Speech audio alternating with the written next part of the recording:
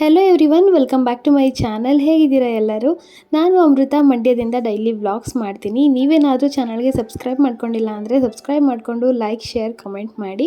ಇವತ್ತಿನ ವ್ಲಾಗು ನಿಮಗೆ ಒಂಥರ ಮೋಟಿವೇಶನ್ ಥರ ಇರುತ್ತೆ. ಯಾಕಂದರೆ ನಾನು ಮನೆಯೆಲ್ಲ ಸ್ವಲ್ಪ ಕ್ಲೀನಿಂಗ್ ಮಾಡೋಣ ಅಂತ ಮಾಡ್ತಾಯಿದ್ದೀನಿ.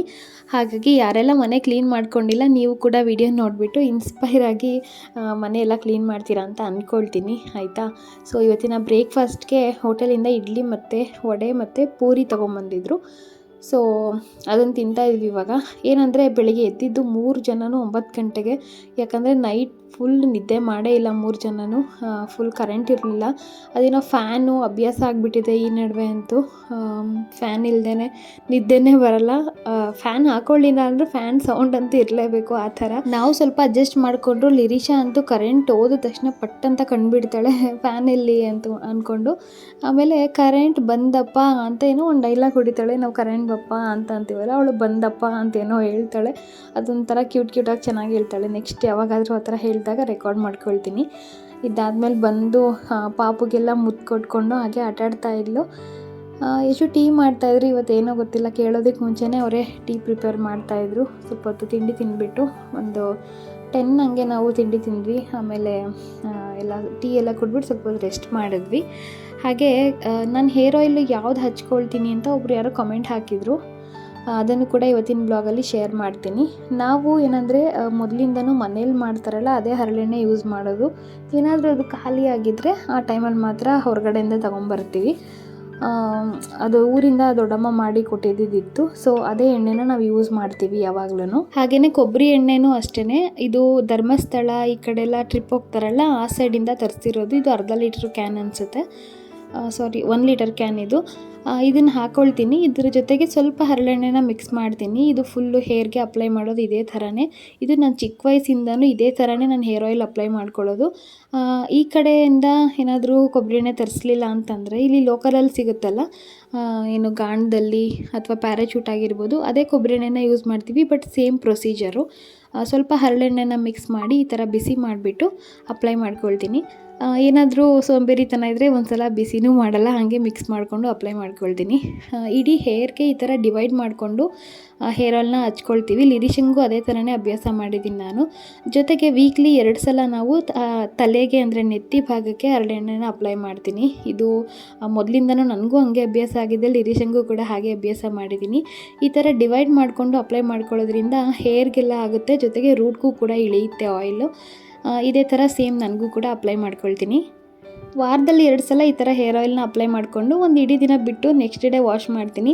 ಬಟ್ ಇವತ್ತು ಟೈಮ್ ಇರಲಿಲ್ಲ, ಹಾಗಾಗಿ ಬೆಳಗ್ಗೆನೇ ಅಪ್ಲೈ ಮಾಡಿಕೊಂಡು ಈವ್ನಿಂಗ್ ನಾನು ಸ್ನಾನ ಮಾಡಿದೆ.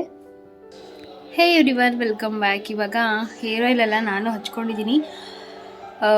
ಸ್ವಲ್ಪ ಹಾಗೆ ಸ್ವಲ್ಪ ಹೊತ್ತು ಕೆಲಸ ಎಲ್ಲ ಮುಗಿಸಿದ್ರೆ ಅಷ್ಟರಲ್ಲಿ ಎಲ್ಲ ಎಣ್ಣೆ ಇರ್ಕೊಂಡಿರುತ್ತೆ. ಆಮೇಲೆ ಹೆಡ್ ಬಾತ್ ಮಾಡಬೇಕು. ಸೊ ಲಿರಿಷನ್ಗೂ ಕೂಡ ಹಾಕಿ ತಲೆಯೆಲ್ಲ ಬಾಚಿದ್ದೀನಿ. ಅವಳು ಹೊರಗಡೆ ಹೋದ್ಲು. ಈಗ ಸ್ವಲ್ಪ ಮನೆಯೆಲ್ಲ ಕ್ಲೀನ್ ಮಾಡೋಣ ಅಂತ ಅಂದ್ಕೊಂಡಿದ್ದೀನಿ. ನೋಡೋಣ ಏನೇನು ಮಾಡ್ತೀನಿ ಅಂತ. ಹಿಂದಿನ ದಿನ ತುಂಬ ಮಳೆ ಬಂದಿತ್ತು, ಹಾಗಾಗಿ ಏನೋ ಮಣ್ಣು ಥರ ಎಲ್ಲ ಆಗಿಬಿಟ್ಟಿತ್ತು ಬಾಗಿಲಲ್ಲೆಲ್ಲ. ಸೊ ಅದನ್ನು ಯಶು ವಾಶ್ ಮಾಡಿಕೊಡಿ ಅಂತ ಅಂದೆ. ಯಾಕಂದರೆ ನನಗೆ ನೀರಲ್ಲಿ ಏನಾದರೂ ಹೋದರೆ ಸುಮ್ಮನೆ ಜಾರಿದ್ರೆ ಅಂತ ಭಯ. ಹಂಗೂ ಗಲೀಜಂಗಿದ್ರೇ ನೋಡ್ಕೊಂಡು ಇರೋಕ್ಕೂ ಆಗೋಲ್ಲ. ಬಟ್ ಒಂದು ಸಲ ವಾಶ್ ಮಾಡಿ ಅಂತೇಳಿ ಅವ್ರಿಗೆ ಹೇಳಿದೆ. ಇದು ಬ್ರಷ್ ತೊಗೊಂಡಿದ್ವಲ್ಲ, ಇದನ್ನೇ ತೊಗೊಂಡೆಲ್ಲ ಉಜ್ಜುತ್ತಾ ಇದ್ದಾರೆ. ಆಮೇಲೆ ಅದು ವೈಪರ್ ಕೂಡ ಇದೆ ಅಲ್ಲ, ನೀಟಾಗಿ ನೀರೆಲ್ಲ ತೆಗೆದ್ರು. ಸೊ ನಾನು ನಿಂತ್ಕೊಂಡಿದ್ದೇನೋ, ನೀರೆಲ್ಲ ಇರಲಿಲ್ಲ. ಈ ಥರ ನೀಟಾಗಿ ಕ್ಲೀನ್ ಮಾಡಿದ್ರು. ಪೈಪಿಂದ ನೀರನ್ನ ಕನೆಕ್ಷನ್ ತೊಗೊಂಡಿದ್ವಿ ನಾವು ಈಚೆಗೆ. ಯಾಕಂದರೆ ಪದೇ ಪದೇ ಇಟ್ಕೊಂಡು ಬರಬೇಕಾಗತ್ತೆ ನೀರು ಅಂತ ಈಚೆಗೆ ನಾನೇನು ಅಲ್ಲಿ ಆನ್ ಆ್ಯಂಡ್ ಆಫ್ ಮಾಡ್ತಾಯಿದ್ದೆ. ಇದನ್ನೆಲ್ಲ ಕ್ಲೀನ್ ಮಾಡಿಕೊಟ್ರು. ಇದಾದಮೇಲೆ ಸ್ವಲ್ಪ ಮನೆ ಕ್ಲೀನ್ ಮಾಡೋಣ ಇವತ್ತು ಅಂತ ಅಂದ್ಕೊಂಡೆ. ಯಾಕಂದರೆ ನಾವು ಪಕ್ಷ ಹಬ್ಬ ಮಾಡ್ತೀವಲ್ವ, ಅಂದರೆ ನಮ್ಮ ಸೈಡ್ ಮಾಡ್ತೀವಿ. ಎಡೆ ಇಡೋದು, ನಾನ್ ವೆಜ್ಜು ಮಾಡೋರು ಮಾಡ್ತಾರೆ, ನಾನ್ ವೆಜ್ ಮಾಡೋರು ಮಾಡ್ತಾರೆ. ಜೊತೆಗೆ ತಿಂಡಿಗಳೆಲ್ಲ ಮಾಡಿ ಎಡೆ ಇಡ್ತೀವಿ. ಸೊ ಅದಕ್ಕೆ ನಮ್ಮ ಮನೇಲಿ ಏನಂದರೆ ಫುಲ್ಲು ಎಲ್ಲನೂ ಕ್ಲೀನ್ ಮಾಡ್ತಾರೆ. ಪಾತ್ರೆಗಳು, ಬಟ್ಟೆಗಳೇನು ಕ್ಲೀನ್ ಮಾಡಲ್ಲ, ಜಸ್ಟ್ ಪಾತ್ರೆಗಳೆಲ್ಲ ವಾಶ್ ಮಾಡ್ತಾರೆ. ಮನೆಯೆಲ್ಲ ಸ್ವಲ್ಪ ಡೀಪ್ ಕ್ಲೀನ್ ಮಾಡ್ಕೊಳ್ತಾರೆ. ನಾನು ವರಮಹಾಲಕ್ಷ್ಮಿ ಹಬ್ಬದಲ್ಲೇ ಕ್ಲೀನ್ ಮಾಡಿದ್ದು. ಅಂದರೆ ಅವಾಗವಾಗ ಈ ಜೇಡರ್ ಬಲೆ ಇರುತ್ತಲ್ಲ, ಅದೆಲ್ಲ ತೆಗಿತಿರ್ತೀನಿ. ಬಟ್ ಸ್ವಲ್ಪ ನೀಟಾಗಿ ಇವತ್ತೆಲ್ಲ ಕಿಟಕಿ ಎಲ್ಲ ಒರೆಸಿ ಕ್ಲೀನ್ ಮಾಡೋಣ ಅಂತ ಅಂದ್ಕೊಂಡೆ. ಕಿಟಕಿನೂ ಅಷ್ಟೇ ನಾನು ಈ ಥರ ಬ್ರಷಲ್ಲೇ ಎಲ್ಲ ಡಸ್ಟಿಂಗ್ ಮಾಡಿಕೊಂಡೆ. ಜಸ್ಟು ಪಟ್ಟಿಗಳು ಎಷ್ಟು ಎಟ್ಕಿಸುತ್ತೆ ಅದನ್ನು ಕೈಯಲ್ಲಿ ಹಾಗೆ ಒರೆಸ್ಕೊಂಡೆ. ಫಸ್ಟ್ ಇಲ್ಲಿ ಜೇಡರ್ ಬಲೆ ಎಲ್ಲ ತೆಗಿತಾ ಇದ್ದೆ. ಅದೆಲ್ಲ ಬಲೆ ಕಟ್ಕೊಂಡ್ರೆ ದುಮ್ ಕಟ್ಕೊಂಡ್ರೆ ಒಂಥರ ಏನೋ ಮನೆಯೆಲ್ಲ ಒಂಥರ ಅನಿಸ್ತಿರುತ್ತೆ ನನಗೆ. ಅವಾಗ ಕ್ಲೀನ್ ಮಾಡ್ತಿರ್ತೀನಿ. ಈ ಥರ ಮನೆಯೆಲ್ಲ ಫಸ್ಟು ಕ್ಲೀನ್ ಮಾಡ್ಕೊಂಬಿಟ್ಟೆ. ಇದಕ್ಕೂ ಮುಂಚೆ ನಾನು ಸ್ವಲ್ಪ ಬಟ್ಟೆಗಳೆಲ್ಲ ಮಡಿಸೋದಿತ್ತು. ಒಂದು ಸ್ವಲ್ಪ ಮಡಿಸ್ಕೊಂಡಿದ್ದೆ ಹಿಂದಿನ ದಿನ, ಇನ್ನು ಸ್ವಲ್ಪ ಬ್ಯಾಲೆನ್ಸ್ ಆಗೇ ಬಿಟ್ಟಿದ್ದೆ. ಅದನ್ನು ಕೂಡ ಮಡಿಸ್ಕೊಂಡು ಅದ್ರ ಜಾಗಕ್ಕೆ ಸೇರಿಸ್ಬಿಟ್ಟು ಆಮೇಲೆ ನಾನು ದುಂಬೆಲ್ಲ ಕ್ಲೀನ್ ಮಾಡೋಕ್ಕೆ ಬಂದೆ. ಇದರ ಜೊತೆಗೆ ಲಿರಿಷನ್ ಒಂದಷ್ಟು ವಸ್ತುಗಳು ಹಂಡಿರ್ತವೆ ಕೆಳಗಡೆ, ಅಲ್ಲಿ ಇಲ್ಲಿ ಬಿದ್ದಿದ್ದು ಒದ್ದಾಡಿರುತ್ತೆ. ಹಾಗೆಯೇ ಇಲ್ಲಿ ಕಾಟ್ ಇದೆಯಲ್ಲ, ಕಾಟ್ನು ಕೂಡ ತೆಗೆಸ್ದೆ. ಯಾಕಂದರೆ ಹಿಂದೆ ಕೂಡ ಜಾಸ್ತಿ ಧೂಳಿರುತ್ತೆ, ಸುಮಾರು ದಿನ ಆಯಿತು ತೆಗೆದು ಅಂತ. ಅದನ್ನು ತೆಗೆದ್ರು. ಅದು ಹಿಂದೆ ಒಂದಷ್ಟು ವಸ್ತುಗಳು ಸಿಕ್ತು. ಹೇರ್ ರಿಬ್ಬನ್ ಎಲ್ಲೋಯ್ತು, ರಿಬ್ಬನ್ ಇರಲ್ಲ, ಮತ್ತು ಕ್ಲಿಪ್ಸ್ ಇರಲ್ಲ ಅಂತ ಹುಡುಕ್ತಿರ್ತೀವಿ, ಬಟ್ ಎಲ್ಲ ಹೋಗಿ ಹಿಂದೆ ಬಿದ್ದಿರುತ್ತೆ. ಅದನ್ನು ಕೂಡ ಎಲ್ಲ ಗುಡಿಸಿದ್ವಿ. ಅಲ್ಲೇನಂದರೆ ನೆಲದ ಮೇಲೆ ಬೀಳುತ್ತಲ್ಲ, ಅದನ್ನು ಕಸ ಗುಡಿಸಿದಾಗ ತೊಗೊಂಡ್ಬಿಡ್ತೀನಿ, ನೀಟಾಗಿ ಒರೆಸಿರ್ತೀನಿ, ಅಲ್ಲೆಲ್ಲ ಡಸ್ಟೆಲ್ಲ ಬಿಡಲ್ಲ. ಅದರಿಂದ ಒಂದಿಷ್ಟಗಳ ಪಟ್ಟಿ ಥರ ಕೊಟ್ಟಿದ್ದಾರೆ, ಆ ಪಟ್ಟಿ ಒಳಗಡೆ ಹೋಗಿ ಎಲ್ಲ ಕುತ್ಕೊಂಡ್ಬಿಡುತ್ತೆ. ಹಾಗಾಗಿ ಅಂಥ ಟೈಮಲ್ಲಿ ಇವರು ಏನಾದರೂ ತೆಗೆದ್ರೆ ಫಸ್ಟು ನಾನೇ ಎಳೆದು ಕ್ಲೀನ್ ಮಾಡ್ಕೊಳ್ತಿದ್ದೆ ಅವಾಗವಾಗ. ಇವಾಗ ನನಗೆ ಆ ಥರ ಎಲ್ಲ ಮಾಡೋಕ್ಕಾಗಲ್ಲಲ್ವ, ಹಾಗಾಗಿ ಅವ್ರನ್ನೇ ವೆಯ್ಟ್ ಮಾಡಬೇಕು. ಇದಾದಮೇಲೆ ಸ್ವಲ್ಪ ಬೆಡ್ಶೀಟು, ಬೆಡ್ ಸ್ಪ್ರೆಡ್ ಎಲ್ಲ ತೆಗೆದಾಕ್ಬಿಟ್ಟು ನಾನು ಎಲ್ಲ ವಾಶ್ ಕೂಡ ಹಾಕ್ತೆ ಅದನ್ನು. ಆಮೇಲೆ ಈ ಥರ ಕಸ ಗುಡಿಸ್ಕೊಳ್ತೀನಿ. ಇಲ್ಲಿ ತುಂಬಾ ಡಸ್ಟ್ ಇರುತ್ತೆ, ಏನೋ ಗೊತ್ತಿಲ್ಲ. ಇಲ್ಲಿ ಮನೆ ಕೂಡ ಕನ್ಸ್ಟ್ರಕ್ಷನ್ಗಳು ನಡೀತಿದೆ, ಹಾಗಾಗಿ ತುಂಬಾ ಡಸ್ಟ್ ಬಂದಿರುತ್ತೆ. ಹಾಗಾಗಿ ಅದನ್ನೆಲ್ಲ ಸ್ವಲ್ಪ ಕಸ ಎಲ್ಲ ಗುಡಿಸ್ಕೊಂಡೆ. ನಮ್ಮ ಮನೇನ 2 ಸಲ ಕಸ ಗುಡಿಸ್ತೀನಿ ನಾನು. ಅಷ್ಟು 2 ಸಲ ಗುಡಿಸಿದ್ರೂ ಮತ್ತೆ ಒಂದಷ್ಟು ಧೂಳು ಬಂದೇ ಬರುತ್ತೆ. ನಿಮ್ಮ ಮನೇಲೂ ಹೀಗೇನಾ ಅಂತ ಹೇಳಿ. ನಾವಿರೋದು 2nd ಫ್ಲೋರು, ಹಾಗೂ ಇಷ್ಟೊಂದು ಧೂಳೆಲ್ಲ ಇರುತ್ತಪ್ಪ. ನನಗೆ ಮನೆಯಲ್ಲಿ ಗಾಳಿ ಬೆಳಕಿದ್ರೆ ತುಂಬ ಇಷ್ಟ ಆಗುತ್ತೆ. ಯಾವಾಗಲೂ ಕೌಚ್ಕೊಂಡಿರೋದೆಲ್ಲ ನಂಗೆ ಅಷ್ಟು ಇಷ್ಟ ಆಗಲ್ಲ. ಹಾಗಂತ ಎನಿ ಟೈಮ್ ನಾನು ಕಿಟಕಿ ಓಪನ್ ಮಾಡಲ್ಲ. ದಿನದಲ್ಲಿ ಒಂದು ಸ್ವಲ್ಪ ಹೊತ್ತು ಕಿಟಕಿಗಳನ್ನ ಓಪನ್ ಮಾಡಿಬಿಡ್ತೀನಿ, ಒಂದು 1/2 hour ಆ ಥರ, ಗಾಳಿ ರೊಟೇಟ್ ಆಗಲಿ ಅಂತ. ಸೊ ಏನಂದರೆ ಅಲ್ಲಿಂದನೇ ಅಷ್ಟಕ್ಕೆ ಧೂಳು ಬರುತ್ತೆ ಅಂತಲ್ಲ, ಹೆಂಗೆ ಬರುತ್ತೋ ಗೊತ್ತಿಲ್ಲ, ಕಿಟಕಿ ತೆಗಿದ್ದಲ್ಲಿ ಒಂದಷ್ಟು ಧೂಳಂತೂ ಬಂದು ಕೂತಿರುತ್ತೆ. ನಾನಂತೂ ದಿನಾಲೂ ಕಸ 2 ಸಲ ಗುಡಿಸ್ತಾ ಇರ್ತೀನಿ. ಇದಾದಮೇಲೆ ಸ್ವಲ್ಪ ಮನೆಯೆಲ್ಲ ಅಂದರೆ ಕ್ಲೀನ್ ಮಾಡ್ಕೊಬೇಕಿತ್ತು, ಒರೆಸ್ಬೇಕಾದ್ರೆ ನಾನು ಅರಿಶಿನ ಮತ್ತು ಉಪ್ಪು ಹಾಕ್ಕೊಳ್ತೀನಿ. ಅದನ್ನು ಹಾಕಿದೆ. ಹಿಂದಿನ ದಿನ ಸ್ವಲ್ಪ ಪ್ಲಾಸ್ಟಿಕ್ ಬೋಸಿನಲ್ಲಿ ನೀರು ಹಿಡ್ದಿಟ್ಟಿದೆ ನೋಡಿ, ಕರೆಂಟ್ ಬರದೇ ಇದ್ದರೆ ಇರಲಿ ಎಮರ್ಜೆನ್ಸಿಗೆ ಅಂತ. ಆ ನೀರನ್ನು ಸುಮ್ಮನೆ ಏನಕ್ಕೆ ವೇಸ್ಟ್ ಮಾಡೋದು. ಮತ್ತು ಪಾತ್ರೆ ತೊಳೆಯೋದಕ್ಕೆ ಎಟಕ್ಸಲ್ಲ, ನನಗೆ ತುಂಬ ಎತ್ತರ ಇದೆ ಅಲ್ವಾ, ಹಾಗಾಗಿ ಅದೇ ನೀರನ್ನ ನಾನು ಮನೆ ಒರೆಸೋದಕ್ಕೆ ಅಂತ ತಗೊಂಡೆ. ಅದೆಲ್ಲ ತುಂಬಿ ಒಂದು ಪಾತ್ರೆಯಲ್ಲಿ ಹಾಕಿಟ್ಬಿಟ್ಟು, ಆನಂತರ ಪಾತ್ರೆಗಳೆಲ್ಲ ಇತ್ತು ಅದೆಲ್ಲ ವಾಶ್ ಮಾಡಿದೆ. ಫ್ರಿಜ್ಜಿನ ಡೋರು ಇದೆಲ್ಲ ಒಳಗಡೆ ಏನು ಕ್ಲೀನ್ ಮಾಡಿಲ್ಲ, ಅದೇನೋ ಅಷ್ಟು ಗಲೀಜಾಗಿಲ್ಲ, ವಸ್ತುಗಳು ತುಂಬಿಕೊಂಡಿದೆ.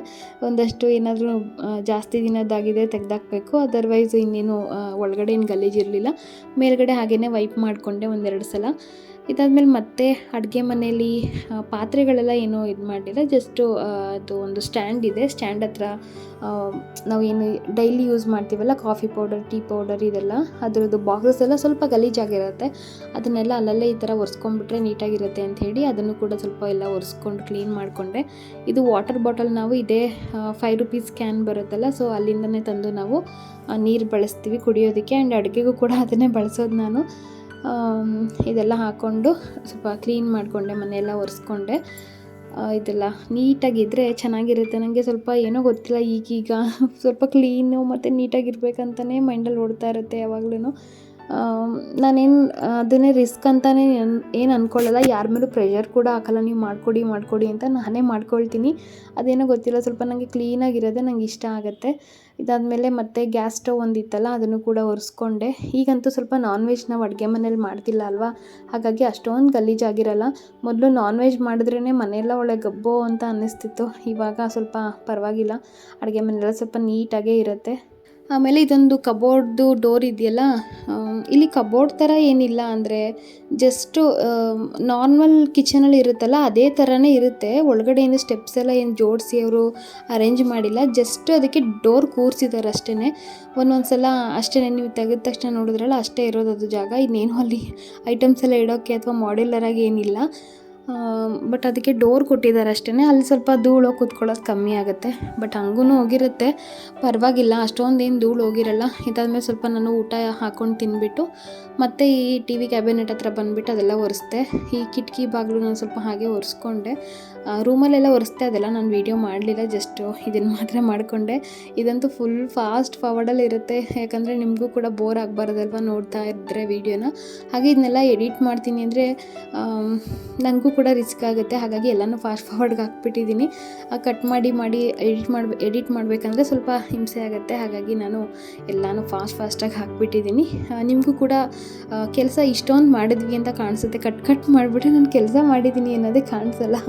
ಹಾಗಾಗಿ ಆ್ಯಂಡ್ ಕೆಲವರು ಏನು ಮಾಡ್ತಾಳೆ ಮನೇಲಿ ಅನ್ನೋರು ಇರ್ತಾರೆ. ಹಾಗಾಗಿ ಅವ್ರಿಗೂ ಆಗುತ್ತೆ ಅಂತ ಹೇಳಿ ನೋಡಿದ್ರೆ, ಅವರು ನನ್ನ ವೀಡಿಯೋಸ್ ಏನಾದರೂ ನೋಡಿದ್ರೆ ಅವ್ರಿಗೂ ಕೂಡ ಆಗುತ್ತೆ ಅಂತ ಹೇಳಿ ಅಂದ್ಕೊಳ್ತೀನಿ. ಹಂಗೆ ಅಲ್ವಾ, ಸುಮಾರು ಜನಕ್ಕೆ ಹಾಗೆ ಹೇಳ್ತಾರೆ, ಮನೇಲಿ ಇದ್ಕೊಂಡು ಏನು ಮಾಡ್ತೀರಾ ಅಂತ. ಮನೇಲಿ ಇದು ನೋಡಿ ಆಮೇಲೆ ಗೊತ್ತಾಗುತ್ತೆ ಅನ್ಬೇಕು ಅವರಿಗೆ. ಸೊ ಇದೆಲ್ಲ ಆಯಿತು. ನಾನು ಕೂಡ ಫ್ರೆಶ್ ಅಪ್ ಆಗಿ ಬಂದೆ. ಎಲ್ಲ ಒರೆಸ್ಬಿಟ್ಟು ನಾನು ಹಾಗೇ ಬಸ್ಟಿ ಮನೆಗೆ ಹೋಗ್ಬಿಡ್ತೀನಿ. ಕಸ ಗುಡಿಸ್ಬೇಕಾದ್ರೆ ಹೊರಗಡೆ ಗುಡಿಸ್ಬೇಕಂತೆ, ಒರೆಸ್ಬೇಕಾದ್ರೆ ಒಳಗಡೆಗೆ ಒರೆಸ್ಕೊಂಡು ಬರಬೇಕಂತೆ ಅಂತ ಏನೋ ಹೇಳ್ತಾರಪ್ಪ. ಲಕ್ಷ್ಮಿ ಹೆಜ್ಜೆ ಇಟ್ಕೊಂಡು ಒಳಗಡೆ ಬರ್ತಾಳೆ ಅಂತ ಏನೋ ಗೊತ್ತಿಲ್ಲ, ಏನೋ ಹಂಗಂತಾರೆ. ಏನು ಸೈಂಟಿಫಿಕ್ಕಾಗಿ ಏನು ರೀಸನ್ ಇದೆಯೋ ನಂಗೆ ಅಷ್ಟು ಗೊತ್ತಿಲ್ಲ ಅದ್ರ ಬಗ್ಗೆ. ಇದಾದಮೇಲೆ ವಾಶ್ರೂಮ್ಗೆ ಹಾಗೇ ಒರೆಸ್ಕೊಂಡು ತೊಗೊಂಡೋಗಿರ್ತೀನಿ. ನೀರೆಲ್ಲ ಅಲ್ಲೇ ಚೆಲ್ಬಿಟ್ಟು ಮತ್ತೆ ವಾಶ್ರೂಮ್ ಎಲ್ಲ ಸ್ವಲ್ಪ ಹಂಗೆ ಉಜ್ಜಿ ಕ್ಲೀನ್ ಮಾಡಿ ಆಮೇಲೆ ಸ್ನಾನ ಮಾಡ್ಕೊಳ್ತೀನಿ ನಾನು. ಸ್ನಾನ ಎಲ್ಲ ಆಯಿತು, ಬಂದೆ. ಬಟ್ಟೆಗಳೆಲ್ಲ ಸ್ವಲ್ಪ ಮೋಡ ಮುಚ್ಕೊಂಡಿತ್ತು. ಬಟ್ಟೆ ಎತ್ಕೊಂಡ್ಬಿಡೋಣ ಅಂತ ಅನ್ನೋಷ್ಟರಲ್ಲಿ ಮಳೆ ಸ್ಟಾರ್ಟ್ ಆಗೋಯಿತು. ನಾನು ಸುಮ್ಮನೆ ಏನಕ್ಕೆ ರಿಸಿಕ್ ತೊಗೊಂಡು ಬಟ್ಟೆಗಳೆಲ್ಲ ಒಂದೇ ಸಮಯ ಎತ್ಕೊಂಡು ಬರೋದೇನು ಬೇಡ ಅಂಥೇಳಿ ನೆಂದರೆ ನೆನಿಲಿ ನಾಳೆ ಎತ್ಕೊಳ್ಳೋಣ ಅಂತ ಹಾಗೆ ಬಿಟ್ಟೆ. ಅದು ಚೆನ್ನಾಗಿ ನೆಂದು ಇನ್ನೊಂದು ಸಲ ಒಗ್ದಂಗೆ ಆಯಿತು ಬಟ್ಟೆನ. ಇದಾದಮೇಲೆ ದೇವ್ರ ದೀಪಕ್ಕೆಲ್ಲ ರೆಡಿ ಮಾಡಿಬಿಟ್ಟು ಕೂತ್ಕೊಂಡೆ. ಯಾಕಂದರೆ ಬಾಗಿಲು ತುಂಬಾ ಮಳೆ ಬರ್ತಿತ್ತಲ್ವ, ಬಾಗಿಲು ತೆಗ್ದಿರಲಿಲ್ಲ. ಬಾಗಿಲು ತೆಗೆದ್ಬಿಟ್ಟೆ ತಾನೇ ಪೂಜೆ ಮಾಡಬೇಕು. ಬಾಗಿಲು ಕ್ಲೋಸ್ ಮಾಡಿಕೊಂಡು ಆ ಥರ ಪೂಜೆ ಮಾಡಬಾರ್ದು ಅಂತಾರೆ. ಹಾಗಾಗಿ ಸ್ವಲ್ಪ ಹೊತ್ತು ವೆಯ್ಟ್ ಮಾಡೋಣ ಅಂಥೇಳಿ ಕೂತ್ಕೊಂಡೆ. ಅಷ್ಟರಲ್ಲಿ ಕಾಟ್ ಕೂಡ ಜರುಗಿಸಿರಲಿಲ್ಲ. ಯಶುಗೆ ಹೇಳಿ ಅದನ್ನು ಕೂಡ ಅದ್ರ ಸೇಫಾಗಿರೋ ಜಾಗಕ್ಕೆ ಕೂರಿಸ್ದೆ. ನನಗೆ ನಿಜವಾಗ್ಲೂ ಸೋಫಾ ತೊಗೊಬೇಕಂದ್ರೆ ತುಂಬಾ ಇಷ್ಟ. ಬಟ್ ನಮ್ಮ ಮನೆ ತುಂಬಾ ಚಿಕ್ಕ. ನೋಡೋಣ ಯಾವಾಗ ಆಗುತ್ತೆ ಅಂತ. ನೋಡೋಣ ಅಂದರೆ ವಾಯ್ಸೇ ಬರ್ತಿಲ್ಲ, ಯಾಕೋ ಅದು ಈ ಕಾಲಕ್ಕೆ ಆಗಲ್ಲ ಅಂತ ಅನ್ನಿಸ್ತಿದೆ. ನೋಡೋಣ, ನಂಗೆ ಇಷ್ಟ. ನಮ್ಮ ಮನೇಲಿ ಸ್ವಲ್ಪ ಕಷ್ಟ. ನೋಡೋಣ ಹೆಂಗಾಗುತ್ತೆ ಮುಂದಕ್ಕೆ. ಇದಾದಮೇಲೆ ಪೂಜೆ ಮಾಡ್ಕೊಳ್ತಾ ಇದ್ದೀನಿ. ಗಂಧದ ಕಡ್ಡಿಯಿಂದನೇ ನಾವು ದೀಪ ಅಂಟಿಸ್ಬೇಕಂತೆ, ಹಚ್ಬೇಕಂತೆ. ಏನಂದರೆ ಡೈರೆಕ್ಟ್ ಬೆಂಕಿ ಕಡ್ಡಿನಲ್ಲೇ ನಾವು ಹಚ್ಚಬಾರ್ದು ಅಂತೇನೋ ಹೇಳ್ತಾರೆ. ನಾನು ಈ ಥರ ಹಚ್ಚಕ್ಕೆ ಹೋದರೆ ನಮ್ದು ಎತ್ತರ ಇದೆ ಅಲ್ವಾ, ಬತ್ತಿಗೆ ಕರೆಕ್ಟಾಗಿ ಬೆಂಕಿ ತಾಕ್ತಿದೆಯಾ ಏನೋ ಗೊತ್ತಾಗೋದೇ ಇಲ್ಲ. ಒಂದೊಂದು ದಿನ ಒಂದು ಕಾಲು ಭಾಗ ಗಂಧದ ಕಡ್ಡಿನೇ ಹುರಿದೋಗಿರುತ್ತೆ. ಸೊ ಇವತ್ತು ಬೇಗನೆ ದೀಪ ಹಚ್ಕೊಳ್ತು, ಚೆನ್ನಾಗಿ ಕಾಣಿಸ್ತಾ ಇತ್ತು. ಇದಾದಮೇಲೆ ಸ್ವಲ್ಪ ಧೂಪ ಎಲ್ಲ ಹಾಕಿಬಿಟ್ಟು ನಾನು ಹಾಗೆ ಸ್ವಲ್ಪ ಹೊತ್ತು ರೆಸ್ಟ್ ಮಾಡೋಣ ಅಂತ ಕೂತ್ಕೊಂಡೆ. ಹಾಗೆಯೇ ನೆಕ್ಸ್ಟ್ ಡೇ ನಾನು ಸ್ಕ್ಯಾನಿಂಗ್ ಕೂಡ ಹೋಗಬೇಕಿತ್ತು. ಹಾಸ್ಪಿಟಲ್ ವಿಸಿಟ್ ಕೂಡ ಇತ್ತು ಸೋಮವಾರ. ಇದು ಭಾನುವಾರದ ಬ್ಲಾಗ್ ಆಗಿರುತ್ತೆ. ಹಾಗಾಗಿ ನೆಕ್ಸ್ಟ್ ಡೇ ಸೋಮವಾರ ನಾನೇನು ಪೂಜೆ ಏನು ಮಾಡೋದಕ್ಕಾಗಲ್ಲ ಅಂತ ಭಾನುವಾರನೇ ನಾನು ಎಲ್ಲನೂ ಪೂಜೆ ಎಲ್ಲ ಮಾಡಿಕೊಂಡೆ ಇವತ್ತು. ಇದಾದಮೇಲೆ ಇದು ಬೆಳಿಗ್ಗೆ ಬೇಗ ಎದ್ದಿರಲಿಲ್ಲ ಅಲ್ವಾ, ಹಾಲು ಕೂಡ ತಂದಿರಲಿಲ್ಲ. ಪ್ಯಾಕೆಟಲ್ಲೇ ತೊಗೊಂಡು ಬಂದಿದ್ದಾರೆ ಯಶು. ಒಂದು 1/4 ಲೀಟ್ರಷ್ಟು ಮಾತ್ರ ತರಿಸಿದ್ದೆ. ಇಲ್ಲಾಂದರೆ ಹಸುವಿನಲ್ಲೇ ತೊಗೊಳೋದು ನಾವು. ಕರೆಂಟ್ ನೋಡಿದೆ, ಅದು ಇರಲಿಲ್ಲ. ಇನ್ನು ಬಿಗ್ ಬಾಸ್ ಬರೋ ಟೈಮ್ ಕೂಡ ಆಗ್ತಾಯಿತ್ತು. ಕೊನೆಗೂ ಕರೆಂಟು ಸರಿಯಾಗಿ ಬರಲೂ ಇಲ್ಲ. ನಾನು ಫುಲ್ ಬಿಗ್ ಬಾಸ್ ನಾನು ನೋಡಲೂ ಇಲ್ಲ ಇವತ್ತೆಲ್ಲ. ಇದಾದಮೇಲೆ ಟೀ ಮಾಡೋದಕ್ಕಿಟ್ಟೆ. ಸ್ವಲ್ಪ ಏಲಕ್ಕಿ ಕಾಯಿ ಕೂಡ ಒಂದು ಹಾಕ್ಕೊಂಡೆ, ಫ್ಲೇವರ್ಡಾಗಿ ಚೆನ್ನಾಗಿರುತ್ತೆ ಅಂತ. ಅದು ಏಲಕ್ಕಿ ಟೀ ಮಾಡಿಕೊಂಡು ಕುಡಿದಿದ್ದಾಯಿತು. ಮನೆ ಅಂತೂ ಕ್ಲೀನ್ ಆದಮೇಲೆ ತುಂಬಾ ಚೆನ್ನಾಗಿ ಕಾಣಿಸ್ತಾ ಇತ್ತು. ನನಗೆ ಕ್ಲೀನಾಗಿದ್ದರೆ ಏನೋ ಒಂಥರ ಮನ್ಸಿಗೆ ಸಮಾಧಾನ ಇರುತ್ತೆ, ಮೈಂಡ್ ಕೂಡ ರಿಲ್ಯಾಕ್ಸಿಂಗ್ ಆಗಿರುತ್ತೆ. ಹಾಗೆಯೇ ಏನೂ ಕೆಲಸ ಇಲ್ಲ ಅಪ್ಪ ಇನ್ಮೇಲೆ ಅಂತ ಮೈಂಡ್ ರಿಲ್ಯಾಕ್ಸಿಂಗ್ ಆಗಿರುತ್ತೆ. ನನಗೆ ಒಂಥರ ಕ್ಲೀನ್ ಮಾಡಿಕೊಂಡ್ರೆ ನನಗೆ ಇಷ್ಟ. ಅದೇನೋ ಗೊತ್ತಿಲ್ಲ, ಕ್ಲೀನಿಂಗ್ ಮಾಡಿದ್ರೆ ನಂಗೆ ತುಂಬಾ ಇಷ್ಟ ಆಗುತ್ತೆ. ಸ್ವಲ್ಪ ಹೆಲ್ತ್ ಎಲ್ಲ ಚೆನ್ನಾಗಿದ್ದರೆ ಆರಾಮಾಗಿ ಮಾಡ್ಕೊಬೋದು, ಏನು ತೊಂದರೆ ಇಲ್ಲ. ಇದಾದಮೇಲೆ ಸ್ವಲ್ಪನೇ ತೇವಾಯಿತು, ಲೈಟಾಗಿ ತೇವಾಯಿತು. ಕೂದಲು ಈಗ ಸಿಕ್ಬಿಡಿಸ್ಬಿಡೋಣ ಅಂಥೇಳಿ ನೀಟಾಗೆಲ್ಲ ಬಾಚ್ಕೊಳ್ತಾ ಇದ್ದೀನಿ. ಹಾಗೆಯೇ ನಾವು ಹೇರ್ ಆಯಿಲ್ ಅಪ್ಲೈ ಮಾಡಿಕೊಂಡು ಸ್ವಲ್ಪ ಹೊತ್ತು ಆಗೋವರೆಗೂ ತಲೆ ಬಾಚಬಾರದಂತೆ, ಆ ಥರ ಹೇಳ್ತಾರೆ. ಅದಾದಮೇಲೆ ಡೈಲಿ ನಾವು ಒಂದ್ಸಲನಾದರೂ ಈ ಥರ ಬಾಚಣಿಗೆಯಿಂದ ಒಂದು 5 ಮಿನಿಟ್ಸ್ ಆದರೂ ಬಾಚಬೇಕು. ಇದರಿಂದ ಬ್ಲಡ್ ಸರ್ಕ್ಯುಲೇಷನ್ ಚೆನ್ನಾಗಾಗುತ್ತೆ. ಬ್ಲಡ್ ಸರ್ಕ್ಯುಲೇಷನ್ ಚೆನ್ನಾಗಾದರೆ ಹೇರ್ ಫಾಲ್ ಕಂಟ್ರೋಲ್ ಆಗುತ್ತೆ, ಜೊತೆಗೆ ಹೇರ್ ಗ್ರೋತ್ಗೂ ಕೂಡ ಹೆಲ್ಪ್ ಆಗುತ್ತೆ. ನಾವೇನು ಮಾಡ್ತೀವಿ, ದಿನಾಲು ಕೆಲಸ ಅದು ಇದು ಅಂತ ಎತ್ತಿ ಒಂದು ಗಂಟು ಕಟ್ಟಿ ಒಂದು ಏನು ಬನ್ನೆಲ್ಲ ಹಾಕೊಂಡು ಬಿಡ್ತೀವಿ, ಆ ಕ್ಲಿಪ್ ಹಾಕಿ ಅದನ್ನ ಟೈಟಾಗಿ. ಆ ಥರ ಮಾಡಬಾರ್ದು. ಬ್ಲಡ್ ಸರ್ಕ್ಯುಲೇಷನ್ ಆಗಲ್ಲ. ಹಾಗಾಗಿ ಹೇರ್ ಫಾಲ್ ಎಲ್ಲ ಆಗ್ತಿದೆ ಅನ್ನೋರು ಸ್ವಲ್ಪ ಗಂಟು ಕಟ್ಟಿ ಹಾಗೆ ಬಿಡೋದ್ರ ಬದಲು ಸ್ವಲ್ಪ ದಿನಕ್ಕೆ 1 ಸಲ 2 ಸಲನಾದರೂ ಚೆನ್ನಾಗಿ ತಲೆ ಬಾಚ್ಕೊಳ್ಳಿ. ಅದು ಕೂಡ ಒಂದು ರೆಮಿಡಿಯಾಗಿ ವರ್ಕ್ ಆಗುತ್ತೆ ಅಂತಲೇ ಹೇಳ್ಬೋದು. ಟೀ ಎಲ್ಲ ಪ್ರಿಪೇರ್ ಮಾಡ್ತಾ ಇದ್ದೀನಿ, ಟೀ ಕುಡಿಬೇಕು. ಏನಂದರೆ ಟೈಮಿಂಗ್ ಆಲ್ರೆಡಿ ನೋಡಿ ಎಷ್ಟಾಗಿದೆ ಅಂತ, 6 ಗಂಟೆ ಆಗ್ತಾ ಇದೆ. ಇವತ್ತದು ಕರೆಂಟ್ ತೆಗೆದ್ಬಿಟ್ಟಿದ್ದಾರೆ ಗೊತ್ತಾ. ಬಿಗ್ ಬಾಸ್ ಬರುತ್ತೆ, ಬಿಗ್ ಬಾಸ್ ನೋಡಬೇಕಿತ್ತು. ಇವತ್ತು ಬಿಗಿನಿಂಗ್ ಅಲ್ವಾ, ಸ್ಟಾರ್ಟಿಂಗಿಂದ ನೋಡೋಣ ಅಂತ ಅಂದ್ಕೊಂಡೆ. ಆಮೇಲೆ ನೋಡೋದಕ್ಕೆ ಇಂಟ್ರೆಸ್ಟಿಂಗ್ ಆಗೇ ಇರಲ್ಲ, ಕರೆಂಟೇ ಇಲ್ಲ ಗೊತ್ತಾ. ನಂಗೆ ತುಂಬ ಬೇಜಾರಾಗ್ತಿದೆ. ಈ ಪವರ್ ಕಟ್ ಯಾರು ಮಾಡ್ತಾರೋ ಗೊತ್ತಿಲ್ಲ. ಬಟ್ ಅವ್ರು ಹಿಂಗೆ ಏನಾದ್ರು ಇದ್ದಾಗಲೇ ಕಟ್ ಮಾಡ್ತಾರಲ್ವ, ನನಗಂತೂ ತುಂಬ ಬೇಜಾರಾಗ್ತಿದೆ. ನೋಡ್ಬೇಕು ಈಗ ಎಷ್ಟೊತ್ತಿಗೆ ಕರೆಂಟ್ ಬರುತ್ತೋ ಅಷ್ಟರಲ್ಲಿ ಏನೆಲ್ಲ ಆಗ್ಬಿಟ್ಟಿರುತ್ತೋ, ನಾಳೆ ಎಲ್ಲ ರೀಕ್ಯಾಪ್ ಆಗ್ತಾರಲ್ಲ ಅವಾಗ ನೋಡಬೇಕಾಗತ್ತೆ. ಟೀ ಮಾಡಿಕೊಂಡೆ, ಏಲಕ್ಕಿ ಟೀ ತುಂಬಾ ಚೆನ್ನಾಗಿತ್ತು. ಶುಂಠಿ ಟೀ ನಾನು ಯಾವಾಗಲೂ ಮಾಡ್ಕೊಳ್ಳೋದು, ಬಟ್ ಇವತ್ತು ಒಂದೇ ಒಂದು ಏಲಕ್ಕಿ ಹಾಕಿ 1 ಕಪ್ ಟೀ ಮಾಡಿಕೊಂಡೆ, ಚೆನ್ನಾಗಿತ್ತು. ಇದ್ರ ಜೊತೆಗೆ ಸ್ವಲ್ಪ ಬಿಸ್ಕೆಟ್ ನಾನು ಯಾವಾಗಲೂ ತಿನ್ನಲ್ಲ, ಜಾಸ್ತಿ ತಿನ್ನಲ್ಲ, ನಾನು ತಿನ್ನೋದೇ ಅಪರೂಪ. ಹಾಗಾಗಿ 1-2 ಬಿಸ್ಕೆಟ್ ಕೂಡ ತಿಂದೆ. ಸ್ವಲ್ಪ ಹೊಟ್ಟೆ ಹಸ್ವಾಗ್ತಾಯಿತ್ತು, ಕೆಲಸ ಜಾಸ್ತಿ ಆಯ್ತಲ್ವ, ಹಾಗಾಗಿ. ಇದಾದಮೇಲೆ ಸ್ವಲ್ಪ ಕರೆಂಟ್ ಬರಲೇ ಇಲ್ಲ, ಹಾಗಾಗಿ ಫೋನಲ್ಲಿ ಜಿಯೋ ಟಿ ವಿ ಡೌನ್ಲೋಡ್ ಮಾಡಿಕೊಂಡು ನೋಡೋಣ ಅಂತ ಕೂತೆ. ಅದು ಕೂಡ ಕೈ ಕೊಡ್ತು ಗೊತ್ತಾ. ಒಂದು ಸ್ವಲ್ಪ ಹೊತ್ತು ಆದ ತಕ್ಷಣ ಇಂಟರ್ನೆಟ್ ಇದ್ದರೂ ಏನೋ ಸರಿಯಾಗಿ ವರ್ಕ್ ಆಗ್ತಿರ್ಲಿಲ್ಲ. ಹಾಗಾಗಿ ನೋಡಿ ಈಗ ನೆಟ್ವರ್ಕ್ ಇಲ್ಲ ಅಂತ ಬರ್ತಿದೆ. ಇದಾದಮೇಲೆ ನಾನು ಮತ್ತೆ ಏನು ಮಾಡಿದೆ ಅಂದರೆ ಬಿಡತ್ತಾಗಿ ನೋಡದೇ ಇದ್ರೆ ಆಯ್ತು ಅಂಥೇಳಿ ಅದನ್ನು ಅಲ್ಲೇ ಬಿಟ್ಟೆ.